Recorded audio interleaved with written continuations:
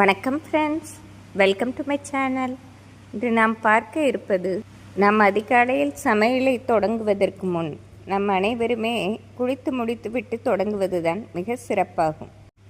நாம் சமைக்கும் அடுப்பில் மகாலட்சுமி நிரந்தரமாக வாசம் செய்வதால் அனைவருமே குளித்து முடித்தவுடன் தான் சமையலறையில் அடுப்பை நன்றாக சுத்தம் செய்து சந்தனம் குங்குமம் வைத்து அதற்கு பின் நாம் சமைக்க ஆரம்பிக்க வேண்டும். அப்படி செய்தால்தான் வீட்டில் உள்ள அனைவருக்கும் ஆரோக்கியமான வாழ்வு அமைவதற்கு வழிவகுப்பதாக இருக்கும். இது ஒரு எளிய செயல்பாடுதான். ஆனால் தினசரியே நாம் இப்படி செய்வதால் லக்ஷ்மி கடாட்சம் நிரந்தரமாக இருப்பதாக கூறப்படுகிறது. நாம் இரவிலே பாத்திரங்களை நன்றாக விலக்கி வைத்துவிட்டு தான் உறங்க செல்ல வேண்டும். காலையில் எழுந்தவுடன் அடுப்பு சுத்தமாக இருந்தாலும் நாம் ஒரு முறை துடைத்து அதன் பின் மஞ்சள் குங்குமம் வைத்து சமைக்க வேண்டும்.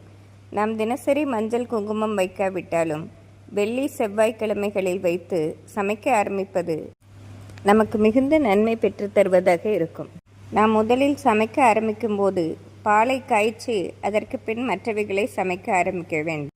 இப்படி செய்வதால் நிரந்தரமாக லக்ஷ்மி கடாட்சம் இருப்பதோடு நம் வீட்டில் ஒரு நிம்மதியான வாழ்வு அமைக்க இது வழிவகுப்பதாக இருக்கும். பொதுவாக சமையல் அறையிலிருந்து தான் அனைவரின் ஆரோக்கியமும் பாதுகாக்கப்படுகிறது. நம் முன்னோர்கள் காலத்தில் விறகு அடுப்பில் சமைத்தாலும் தினசரியே அடுப்பை கழுவி சுத்தம் செய்து பழைய கறித்துண்டுகளை எடுத்து சுத்தம் செய்த பின்னரே சமைக்க ஆரம்பிப்பார்கள். அதனால்தான் அனைவர் வீட்டிலும் ஆரோக்கியமாக வாழ்வதுடன் செல்வ செழிப்புடனும் வாழ்ந்தார்கள். நாமும் அதை பின்பற்றி தினசரியே அடுப்பை சுத்தப்படுத்தி பழக்கப்படுத்தி கொள்ள வேண்டும்.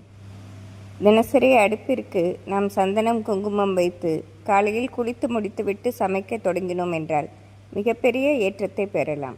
நன்றி, வணக்கம்.